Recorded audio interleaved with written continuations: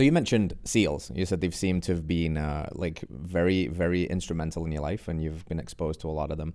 Before we talk about the very specific SEAL that made the biggest impact on your life and is the kind of the synergy for BUBS, what makes SEALs special? Wow. Number one, they're on a pedestal. So if you know someone's a SEAL and you know anything about that community, I think you immediately have a built-in respect for what they've done to earn that pedestal. And look, they're regular folks like everybody else. They just chose to do a really hard job. And they chose to do a really hard job that very, very, very few people could do, would do, should do. Mm-hmm. So yeah, I mean, they get elevated onto a pedestal. That doesn't make them special. Each individual character and each individual, everyone's special in their own way. I've been fortunate that I've met some phenomenal SEALs that are great people, and I'm lucky to have them in my life and call them friends. But I wouldn't give the blanket statement of the whole community as like they're all special. They're special in what they've done to achieve that status. It's the character that seems to be just woven throughout the entire community that supports that. So I have yet to interact with folks from Naval Special Warfare in my years as friends or associates or in some work capacities that just haven't all been just fun people to be around, that are stand-up characters that you want to be around. Yeah. And if a byproduct of that is that, hey, as a civilian, you kind of lift yourself up a little higher, maybe you move a little better, you just apply yourself with a little bit more intention.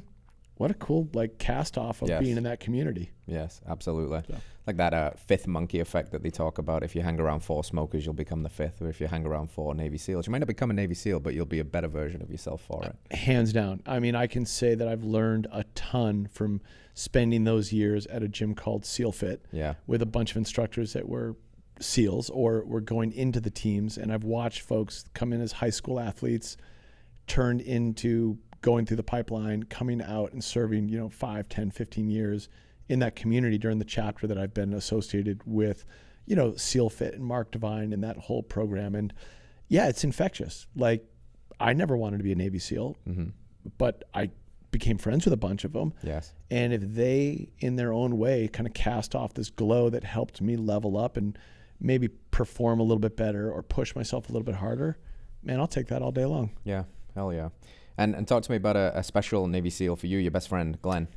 Yeah, so, it's a funny thing because Glenn and I met in middle school. And in high school, we really became like best buddies. Like, we're both middle children, and we both were kind of like a little black sheep element, both getting in a little bit of trouble, and just had this thirst for adventure that I can tell you at 53 years old, like, I've got it today as much as I did when I was a teenager. And Glenn and I were just like 2 peas in a pod. I mean, we both dropped out of college together. We chased the whole ski snowboard dream together. We hitchhiked to Alaska with no money in our pockets and, all around the West Coast, and just to see what we could do. Countless adventures. And, that bond of friendship that turns into brotherhood was just strengthened by every single adventure that we had. And, when we both settled in San Diego, we went through a lot of life change stuff that, we did the ski years together. He went and joined the Navy. He deployed to, the Iraq War. He came back. I moved to San Diego. And then we end up 2 divorced guys in our late 30s living together in San Diego. Not what we thought our lives were going to be like. But admittedly, we never really planned our lives much. Like, I was jokingly say like, oh yeah, I've got a very non-linear life. Like, I never planned like, I'm going to be a lawyer and I'm going to go here and I'm going to do this. Whenever I try to do that, life hands me a left turn or a right turn. I'm like, okay, I guess the road's turning, I'm going with it. And Glenn had discipline. He had these great qualities that, again, you kind of bask in that. But that was my best buddy. Like, the SEAL thing meant nothing to me as much as it just proved that this guy that could already do so much could do this one extra thing, which was just cool to be around. It's like, oh yeah, Glenn, you want to be a Navy SEAL? Of course you will. And a year later, he's a Navy SEAL. But, when Glenn pokes you in the belly and says, hey, you should get a little bit fitter. Like, it has an impression. And you know how your best friends are for that stuff. So when we both started training together, it just lit us up. And then I saw a window, especially through road biking, because I got a couple inches on Glenn in height. where I was like, I could beat him. And now I get to beat a Navy SEAL. So that just became this whole other, array of shit talking, banter, and pushing each other. Yes. So now we're turning 40, but we're pushing each other. And all of a sudden I'm lifting more than I've ever lifted in my life. I'm better at CrossFit based element workout stuff. And I'm going neck and neck with my best friend. What a cool experience. Yeah. And we're growing as humans. Like, we're learning about ourselves and where we want to go next in our lives. And I'm incredibly fortunate. Like, I had my best friend that I've known since I was 11 years old or earlier, right there along my side, going through a divorce, which is an incredibly painful thing to go through. He went through a divorce, incredibly painful thing to go through. And then, I met my wife through Glenn, which is the most amazing thing in my life, was like having him be this integral part of that union and that courtship phase. So yeah, man, I mean, he was there for all those key things until he wasn't. And so obviously, like, this is the tragedy part of this stuff, is that Glenn, when he got out of the Navy, was contracting for the Central Intelligence Agency, and he was doing GRS work, security work, deploying overseas all over the place. And he was one of the 2 Navy SEALs that was killed in Benghazi, Libya. So the terror attacks on 9/11 from 2012, there was the movie 13 Hours that most folks are familiar with. There were congressional hearings, and Hillary Clinton was the Secretary of State, and she got in a shit ton of trouble for really acting poorly. And my best friend died on that rooftop, saving all those American lives.